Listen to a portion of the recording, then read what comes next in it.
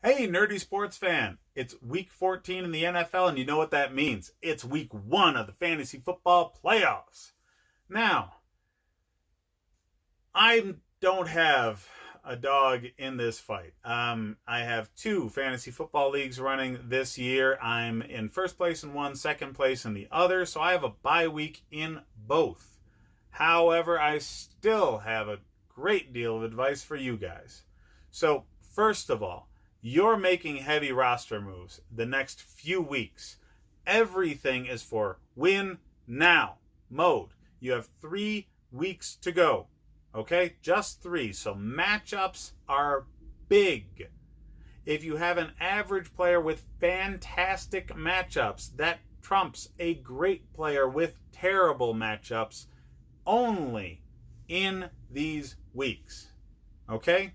You're managing your team like it's a daily fantasy football team, not season wide any longer, because the season can end tomorrow. So, lots of risks. Lots of risks. The ones that are the best bets this week are everybody on the Philadelphia Eagles, because they are going up against the Giants with an injured Daniel Jones. So, the Eagles defense, Eagles skill position players, all need to be considered far better than whatever service you're going through says the averages say they're going to score. Okay? Those aren't the only people that you're really thinking about, though. Alexander Mattison, running back from the Vikings. Cooks got hurt last week. He's not likely to have a full workload. He's not likely to start. Get Mattison. All right? Cooks had off-season shoulder surgery. He hurt his shoulder. No-brainer. Okay? They are likely to bench that dude for at least a week to make sure he stays healthy for the playoff run, because they're in the playoff race. Seriously. And they got a great matchup that they can win without Cooks this week. So you need to get Mattison on your roster to start this week. He's going to put up points. You need to look at the running back situation for the 49ers. The 49ers did great with Mostert. They did great with Mostert because of Breida's injury. Breida's made of glass. All right, he's hurt every year. So do you think he's going to come back or no? Either way, Mostert is valuable for your fantasy. If Breida plays, Mostert's a flex.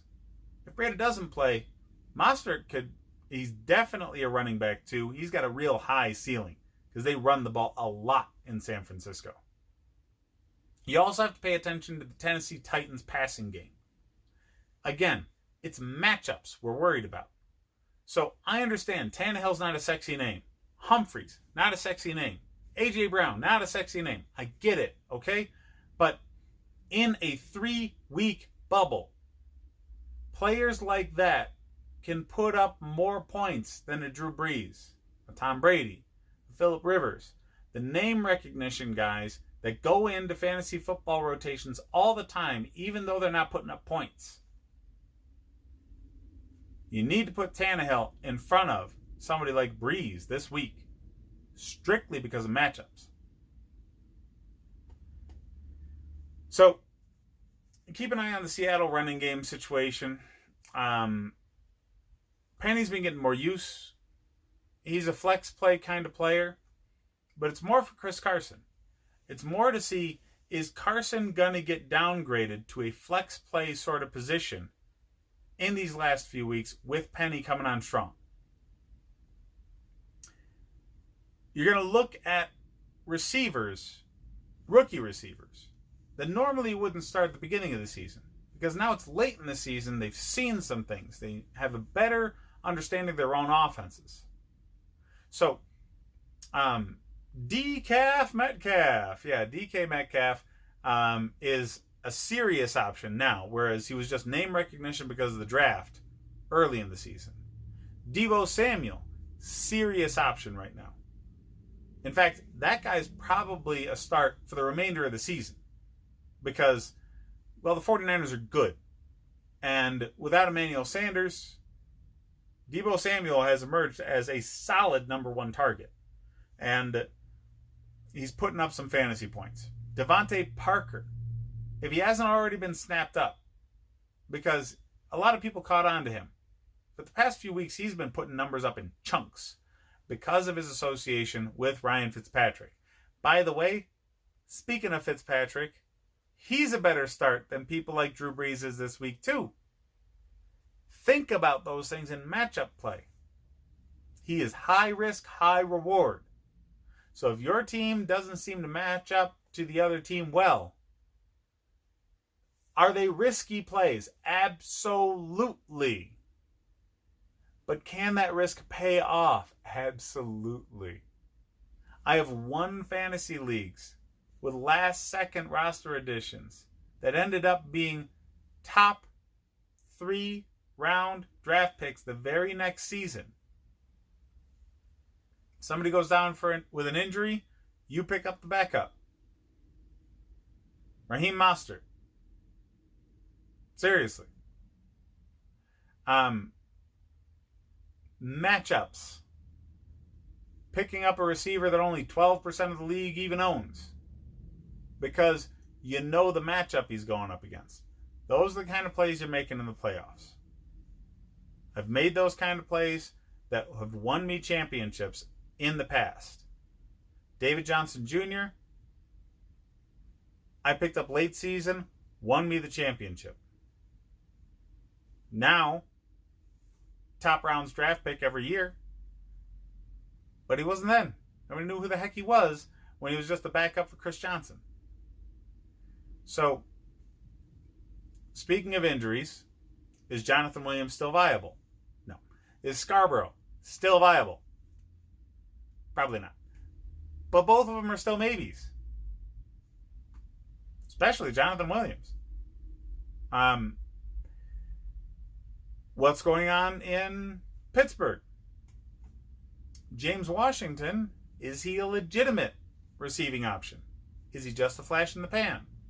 Personally, I think he's legitimate because his outburst of numbers is directly related to Hodges going into the lineup, because Hodges and Washington were the people practicing with each other all the time. So that's just a matter of where he fits on the roster. If Hodges got any sort of time with a receiver in the offseason, during the season, it would have been with people low down on the totem pole for a receiver. So that's why James Washington all of a sudden looks like he does well. The exact same thing happened with Robbie Anderson. Okay? Robbie Anderson looked so much better as soon as Sam Darnold was going in there. So, for fantasy football, pay attention to the Titans. Pay attention to the Eagles.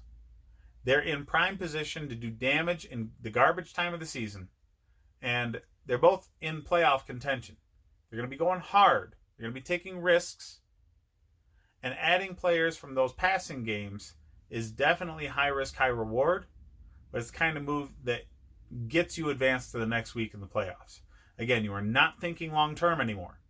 You're thinking, how can I win now?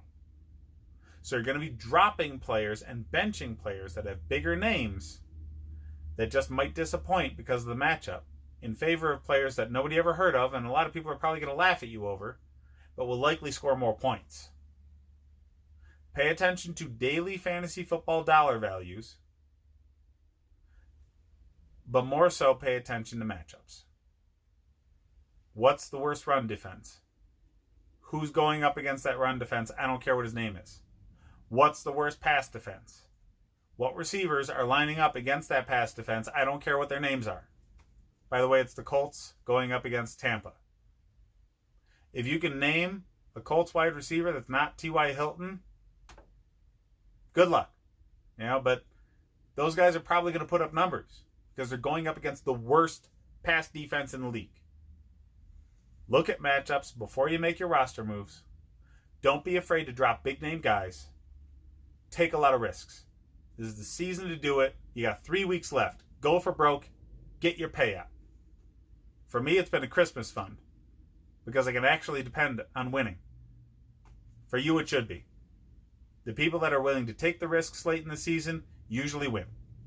I lead my league in roster moves every year, and I win that league more consistently than anything else. Hit me up in the comments if you have any questions, if you have any thoughts for roster moves that you should be making specific to your team. I will go through it and answer everyone as best I can. Check out my other videos for the pre-games so you have some good ideas for who to add to your roster in general, where I see players fitting as far as a 1, 2, 3 position, who I think top 10 quarterbacks are, and check out the new power rankings going up this week as well. Like and subscribe if you enjoy the content, guys. Thanks for watching.